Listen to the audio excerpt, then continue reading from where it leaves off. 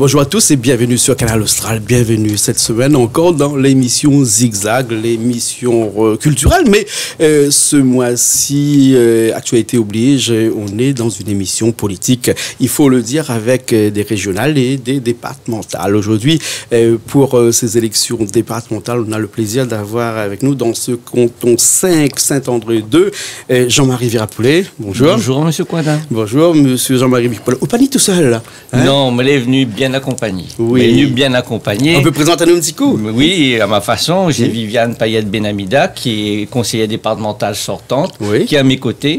Je tiens à signaler qu'on est un des rares binômes à se représenter pour ces départementales-là. Je veux dire, nous sommes unis, nous sommes complémentaires, on a fait du bon travail, en tout cas c'est le sentiment que nous avons, et nous voulons poursuivre. Nous avons aussi deux candidats, des suppléants ou remplaçants. Nous avons Rosange Lachoumi, qui est une enseignante engagée et qui est conseillère municipale de l'opposition à mes côtés, qui s'occupait aussi de l'éducation, avait cette compétence de l'éducation aux côtés de Jean-Paul Virapoulet, puisqu'elle était aussi élue de la majorité.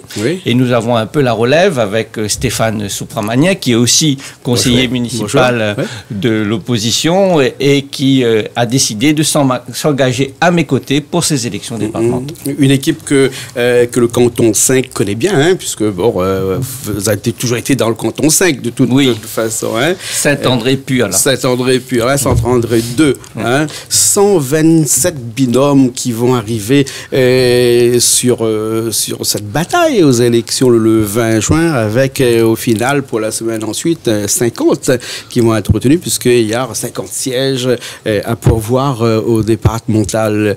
C'est très difficile cette année, ou bien sinon ça va être un peu plus facile que les années avant?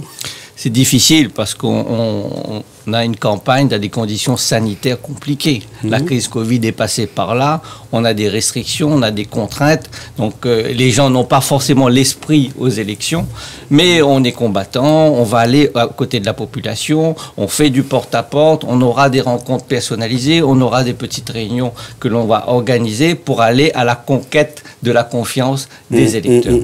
Madame Payette, par exemple, également, juste pour compléter, c'est intéressant que les électrices et les électeurs puissent également comparer les programmes, puissent comparer également les candidats, leurs compétences, leur maîtrise des dossiers, la façon qu'ils ont d'écouter la population, d'être à leur écoute et d'être des élus de proximité. Oui, hein, ça va campagne actuellement, là, c'est week-end, jour férié, en semaine, le soir et tout. Et vous avez mis en œuvre une technique différente des autres années à cause notamment de cette crise Covid, hein? Eh bien, il y a des contraintes, mais simplement, elles s'assouplissent aussi en même temps, puisque nous n'avions pas le droit au départ de faire des réunions. Nous avons eu un mail, comme les autres candidats, pour nous dire, dans des conditions strictes, on peut le faire. Donc, les choses s'assouplissent un peu.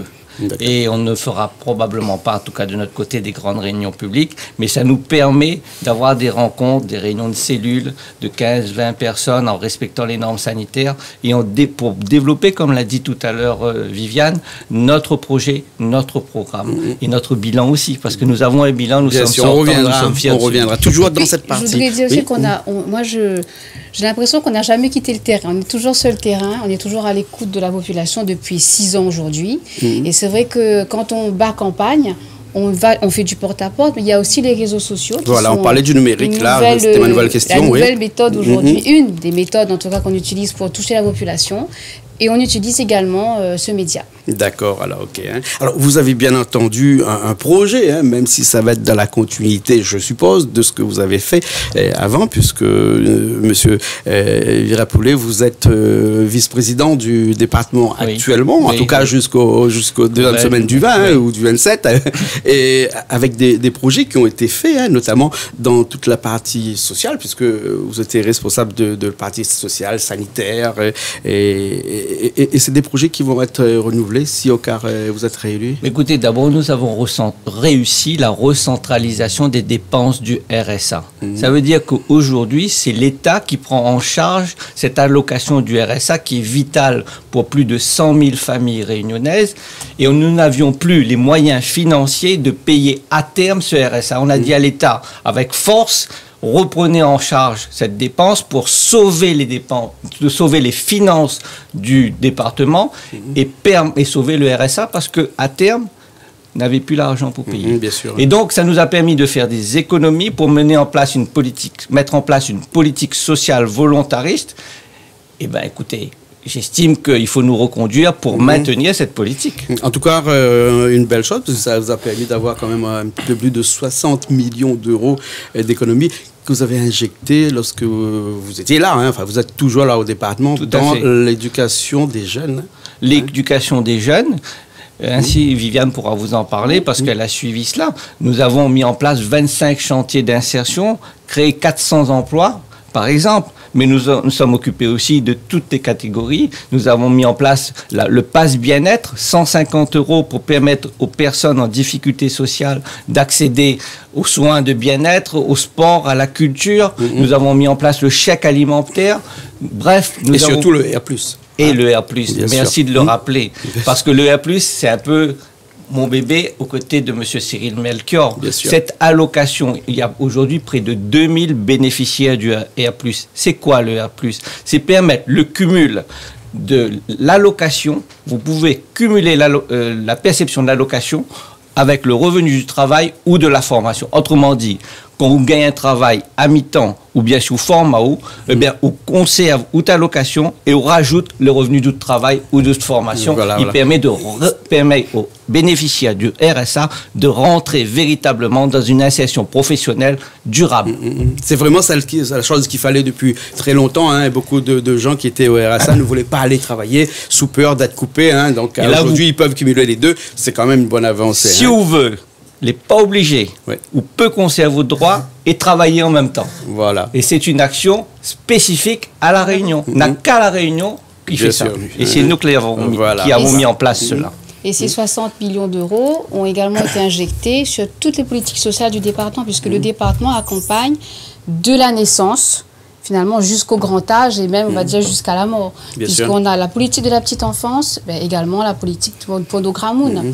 Et la politique des plus démunis. Tout à fait. Et donc, non seulement on accompagne les plus fragiles, mais aussi on soutient l'économie avec la politique agricole ou, comme Jean-Marie le citait, la politique de l'insertion. Et nous, on a eu à cœur d'accompagner des nouvelles filières innovantes, comme les plantes médicinales, comme l'économie autour de l'économie circulaire, et comme également la silver economy. Parce que les personnes âgées vivent de plus en plus longtemps et c'est toute une économie qui se crée pour accompagner ces personnes âgées, faire en sorte qu'elles se sentent bien en restant à domicile. Donc il y a un accompagnement, des soins et ce sont des nouveaux métiers qui se créent. 30% du social dans les domaines de compétences du département avec 11% pour la petite enfance. Si on fait bien le calcul, toute la partie sociale équivaut à peu plus de 50% du budget du département. Dans votre nouveau projet, le social sera toujours mis en avant.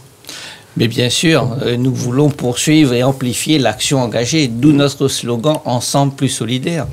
Et donc, solidarité vers les collégiens, par exemple, pour donner un exemple concret, pour permettre à chaque collégien qui rentre en 6e d'avoir un ordinateur portable pour tous au collège. Chaque garde de nuit, on parle des jeunes, mais il faut parler aussi de ces malades qui sont en souffrance, de ces aidants familiaux qui veillent sur ces malades, qui sont aussi, eux, en souffrance, qui s'épuisent. Et la nuit, il n'y a pas personne pour occuper de la personne malade, si ce n'est l'aidant familial. Résultat des courses, nous proposons de mettre en place un chèque garde de nuit pour qu'il y ait des personnes qui puissent accompagner les malades en plus de l'aidant familial. Voilà deux exemples concrets, mais il y en a d'autres. Supprimer le critère d'âge pour l'amélioration de l'habitat. Aujourd'hui, le département est un acteur principal de l'amélioration de l'habitat, mais il occupe ça pour les Gramoun, 60 ans et plus. Mais dans le contexte de crise sociale actuelle, supprimons ce critère d'âge. Nous avons fait des économies. Nous sommes la collectivité la moins endettée de la Réunion grâce à la recentralisation des dépenses du RSA. Nous avons des marges de manœuvre pour injecter dans l'économie. C'est une belle entreprise. Une belle entreprise que nous avons redressée. Et avec ce redressement financier, on peut injecter dans l'amélioration de l'habitat, par exemple, et favoriser l'activité économique. Effectivement. Et on a des grandes politiques politique sociale, mais on s'intéresse également au territoire, puisqu'avec le pacte de solidarité territoriale, on donne en fait des fonds aux différentes communes pour mener des politiques sociales de proximité basées sur une analyse et un diagnostic de territoire. Donc on est vraiment également dans la proximité pour le social. Bien sûr, bien sûr. Un sujet qui me tient à cœur, c'est de faire une académie des Dallons dans l'Est, à Saint-André. Nous avons déjà identifié le site, parce que l'Académie des Dallons, c'est accompagner les jeunes les plus en grande difficulté, ceux qui sont exclus de la société à partir de 16 ans. C'est de les mettre en internat, c'est de les accompagner avec des éducateurs sociaux. Il en existe ailleurs, il n'en existe pas dans l'Est. C'est de faire en sorte de leur apprendre à vivre en société, de les désintoxiquer s'ils sont en situation d'addiction et de les former pour s'insérer durablement dans la société. L'Académie des Dallons existera à Saint-André si vous votez pour Viviane et Jean-Marie. Bien sûr, bien sûr. Le domaine de compétences du département ne s'arrête pas seulement dans le social. Il y a aussi, par exemple, les gens le connaissent un petit peu moins, c'est l'agriculture et surtout l'eau. Et il y a des gros projets qui ont été faits, mais il y en a d'autres parce qu'il y a beaucoup de gens qui se plaignent avec le basculement de l'eau de l'Est vers l'Ouest, que ça appauvrit un petit peu l'Est. Bon, il pleut encore souvent dans l'Est. D'ailleurs, vous connaissez, vous êtes tous dans l'Est. Et il y aura des projets encore comme ça inscrits dans votre profession de foi qui va permettre d'équilibrer l'eau sur le territoire de la Réunion, par exemple. Et justement, je vous prends au mot, c'est une bonne question. Et nous avons le projet MEREN, mobilisation des ressources en eau de l'Est et du Nord. Eh bien, c'est quoi? C'est que l'eau, effectivement, il y a un basculement de l'eau de l'Est vers l'Ouest, ce qui était naturel pour justement exploiter les terres agricoles dans l'Ouest et le Sud. Mais une partie de cette eau n'est pas utilisée. L'objectif du projet MEREN, c'est de récupérer dans la galerie du côté de Sainte-Marie une partie de cette eau et de la ramener à ses origines, c'est-à-dire vers l'Est. Conduction d'eau de Sainte-Marie, qui vient de cette galerie, de Sainte-Marie vers Saint-André pour aller à la reconquête des 2000 hectares de terres en friche.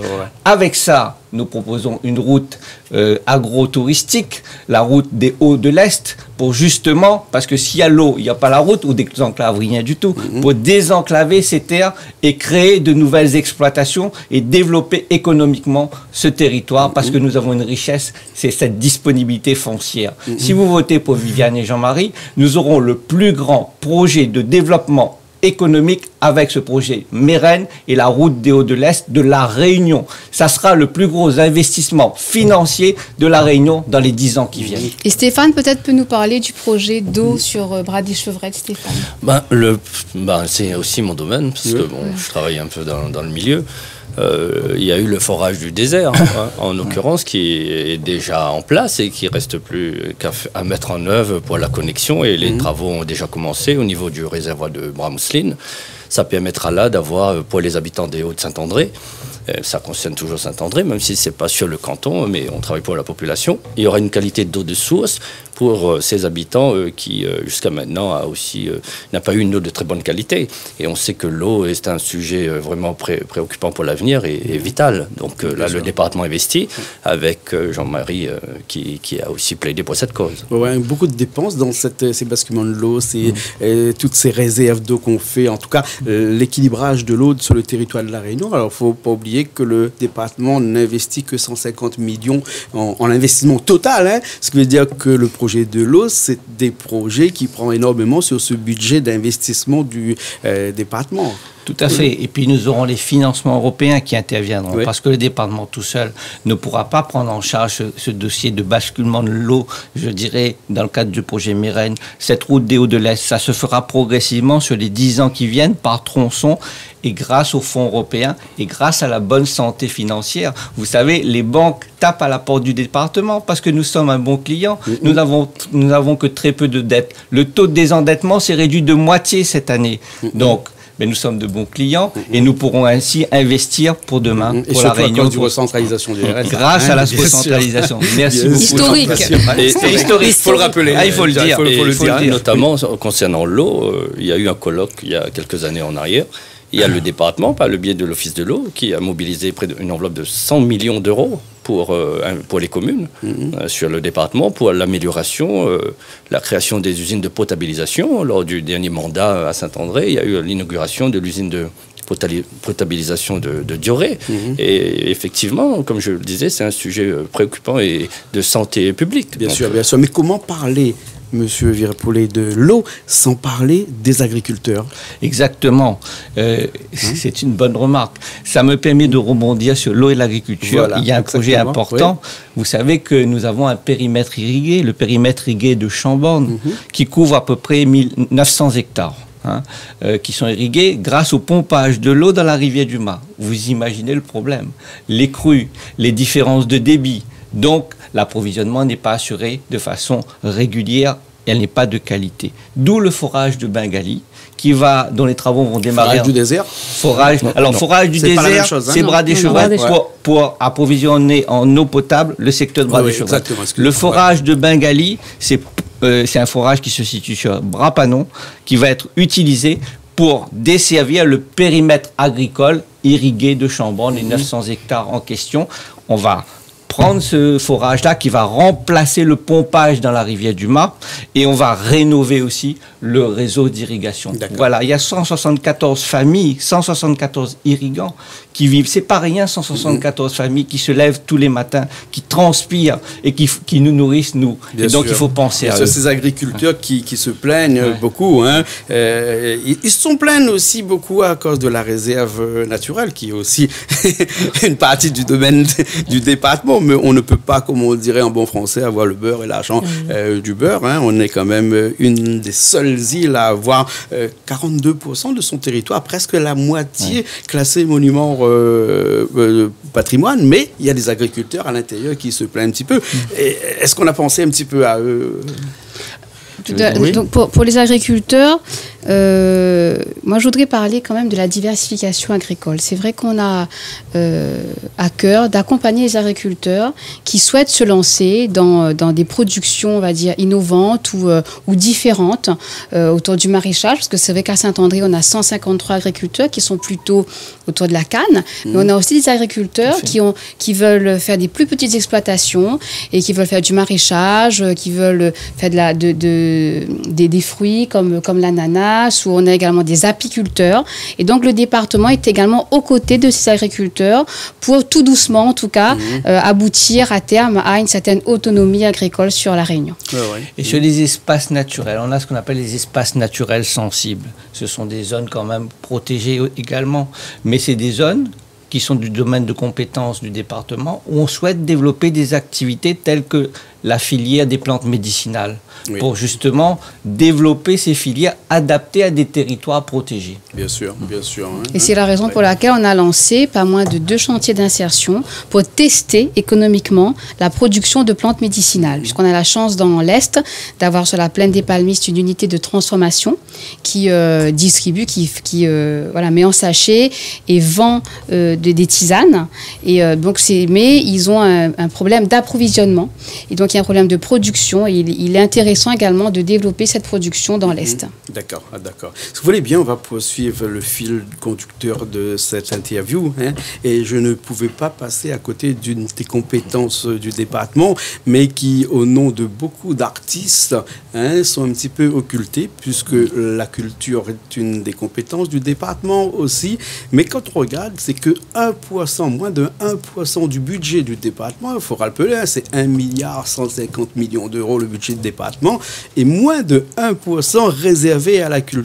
Vous vous rendez compte qu'il y a des artistes qui se plaignent, qui disent qu'on est oublié. Est-ce que dans votre programme, il y a quelque chose pour essayer de remettre ça un petit peu sur les bons rails? Tout à fait. En tout cas, nous, on proposera. C'est vrai que c'était pas on n'était pas directement sur cette compétence sur les 6 dernières années, mais en tout cas, on militera pour une culture de proximité. Il est important de développer des résidences dans les quartiers. Ça a été fait, mais ça peut être amplifié, non seulement pour permettre à la population d'avoir accès à la culture, mais également pour permettre à des jeunes artistes d'être accompagnés pour faire des productions soit musicales, soit théâtrales, soit autour des arts visuels. Mais c'est vraiment, en tout cas, une volonté de notre part de placer la culture au cœur des quartiers, notamment avec des résidences. Oui, d'accord. L'occasion de dire, parce que c'est aussi dans la culture, que je suis pour une laïcité ouverte. Résultat des courses, nous avons financé la rénovation du temple du Colosse grâce à l'argent aussi du département, mais aussi de la région. Nous avons été la première collectivité à avoir été sollicitée. Or, le temple du Colosse, c'est un temple historique de la Réunion et il nous paraissait normal, dans le cadre culturel, de le faire. Dans le même cadre, nous développons les fêtes de Noël. Parce que cette laïcité ouverte, c'est respecter toutes les traditions, respecter tout le monde. Et le département a lancé les festivités de Noël sur Saint-André, en plus de cette culture de proximité et en plus des subventions que nous devrons allouer aux associations culturelles. C'est vrai que le département a toujours financé aussi les grandes fêtes qui célèbrent en fait les différentes composantes culturelles de la Réunion, que ce soit la fête des lanternes, que ce soit le Dipavali, etc. Et puis le département travaille également beaucoup sur le patrimoine. Et c'est important de savoir d'où l'on vient. Et c'est important aussi de connaître son histoire. Et là, le département s'est beaucoup investi, notamment avec le 170e anniversaire d'abolition de l'esclavage. Il y a de nombreux travaux qui sont en cours, qui seront à venir, parce qu'il est important de transmettre notre histoire, notre héritage culturel à nos enfants. Et puis le département a une lourde charge, c'est-à-dire de conserver tous les documents papier de ce qui a été notre existence ici à La Réunion depuis il y a 350 ans. Et tout ça, c'est les archives départementaux qui fait partie aussi de la compétence du département. On va arriver pas à la fin, on a encore quelques discussions à faire, on a encore quelque chose à faire. Et là, on va rentrer vraiment dans votre sujet à vous, là, votre profession de foire. Est-ce qu'on a oublié des choses dedans qu'on n'a pas abordées là, cet après-midi là? Moi, je trouve que c'est intéressant quand même de revenir un peu sur l'insertion. Et peut-être, Rosange, si tu peux témoigner sur le chantier d'insertion qui a été mené à Chemin du Centre autour de l'économie circulaire avec les déchets alimentaires. Comme ça, elle pourra l'expliquer. Alors, comme Jean-Marie tout à l'heure a dit, moi j'étais enseignante, jeune retraitée depuis l'année dernière. Donc j'ai tourné une page, mais j'ai ouvert une autre qui est une continuité. Donc moi j'ai toujours travaillé avec les enfants, les parents, pour leur dire d'où on vient, comme tu as dit, où on est et surtout où on va. Et où on va, c'est se protéger, l'être humain, et protéger la terre sur laquelle nous vivons. Et cette protection-là passe par le gaspillage alimentaire dans les écoles. Donc, avec un groupe d'enseignants, on a fait un travail avec un cycle, le CE2, CM1, CM2, et on avait fait un travail sur une année où les enfants mesuraient ce qu'ils gaspillaient. Après, on en a parlé, et entre-temps, moi, j'étais devenue élue avec M. Jean-Paul Virapoulet. Donc, du coup, on avait dit, est-ce qu'on ne pourrait pas mettre ça et écrire ce processus-là pour que ça se développe et que ça prend un pas qui quitte l'école et qui est accompagné. Et du coup, là, on a eu l'intervention de Viviane par la mission locale. Et de ces relevés du gaspillage alimentaire, on a dit pourquoi ne pas créer de l'engrais bio à partir des déchets alimentaires. Et là, après, Viviane a fait le relais et on a monté cette ACI. Depuis 2018, on a galéré un peu pour un terrain, les parents, les enfants... Excuse-moi, un ACI, c'est quoi? Un atelier chantier d'insertion. Voilà. Un atelier chantier d'insertion. Pour les jeunes. Et du coup, on touchait tout. Le premier âge de l'école primaire, les parents et le quartier. Et du coup, après, ça a été mis en place. Et arrivé avec les intervenants, les alchimistes de métropole que Viviane a rencontrés, par le biais du département. Et on est arrivé à une enveloppe et on a pu mettre ça en place. Et du coup, ce chantier a démarré fin décembre 2018. est toujours en cours et on peut acheter. J'ai vu Jean-Marie qui est parti acheter mon engrais bio à partir des déchets alimentaires récupérés dans les écoles. On voit que l'économie circulaire existe et on peut, avec un petit peu de matière grise, essayer de faire en sorte que ça fonctionne. D'ailleurs, l'écologie et l'énergie, c'est une compétence aussi du département. Et le fameux plan 1 million d'arbres existe à Saint-André aussi. On a planté des arbres. Moi, j'y étais pour le lancement dans le collège de Milleroche. Et bientôt, sur la route du Colosse, on va planter de nouveaux arbres en relation, en partenariat avec une association qui s'occupe du handicap, la LEFPA. D'accord, en tout cas, merci. On va revenir à votre campagne directement. L'absentéisme lors de ces élections-là vont être quelque chose qui va être très, très, très porté.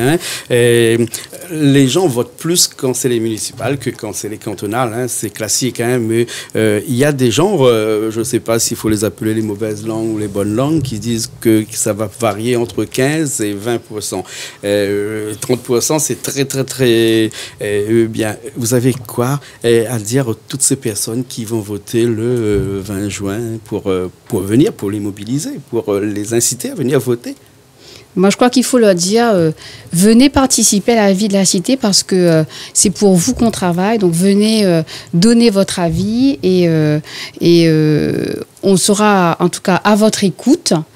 On cherchera des solutions ensemble, on sera force de proposition et si quelque chose n'existe pas, on l'inventera ensemble.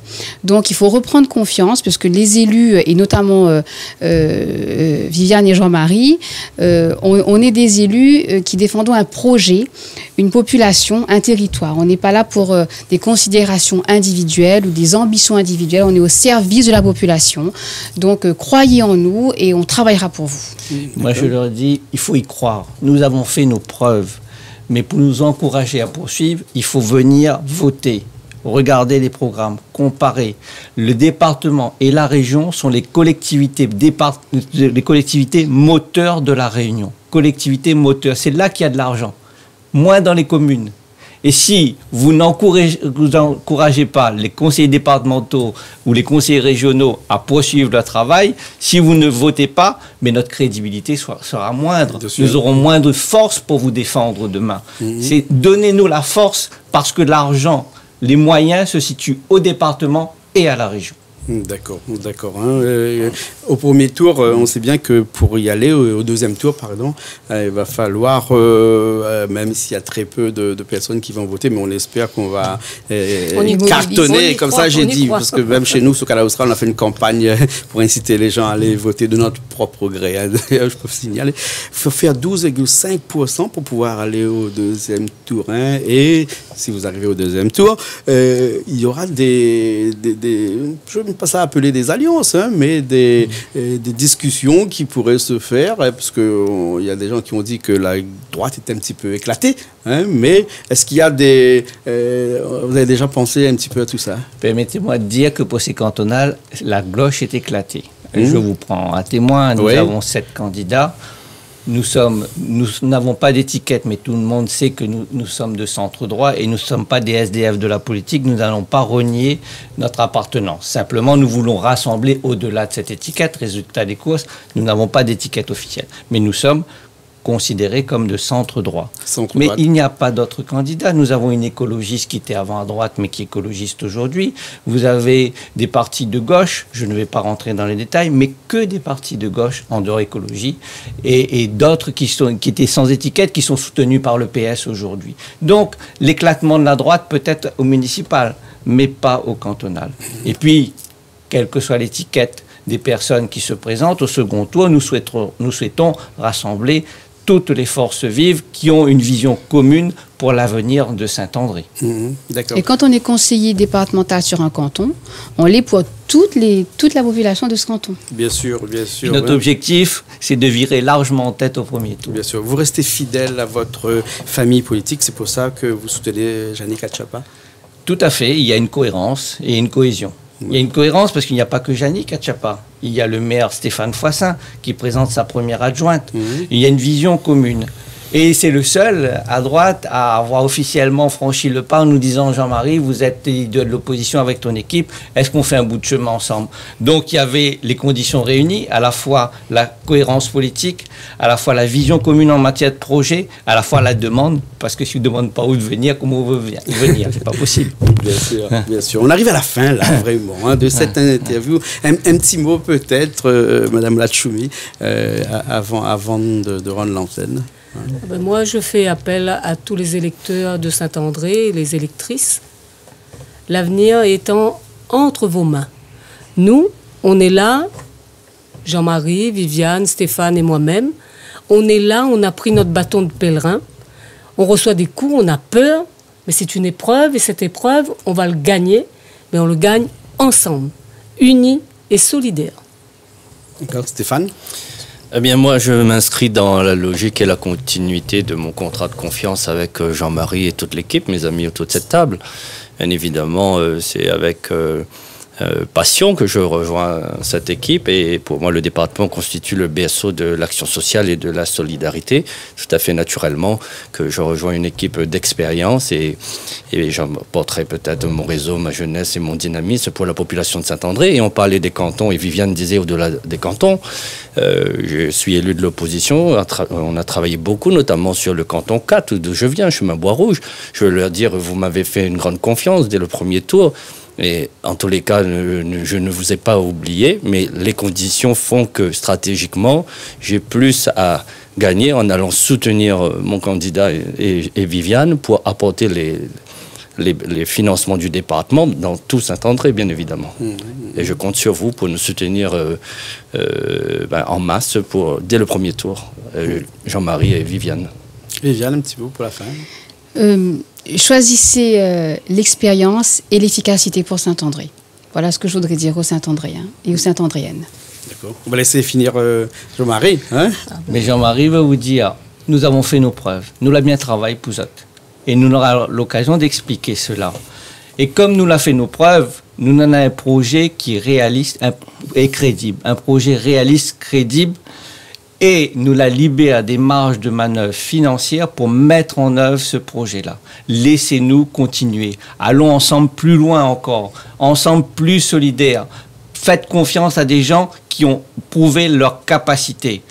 Allons avancer ensemble pour développer Saint-André et La Réunion. Et aussi, nous sommes les militants du développement équilibré de La Réunion, du rééquilibrage territorial. D'accord. Le canton 5 et Saint-André 2. C'est ça. Hein? En tout cas, merci beaucoup. Merci. Merci à tous. On va remercier Richard Bachy qui était à la technique aujourd'hui avec nous. Et puis après, nous on se retrouve la semaine prochaine dans une nouvelle émission, toujours sur Canal Austral.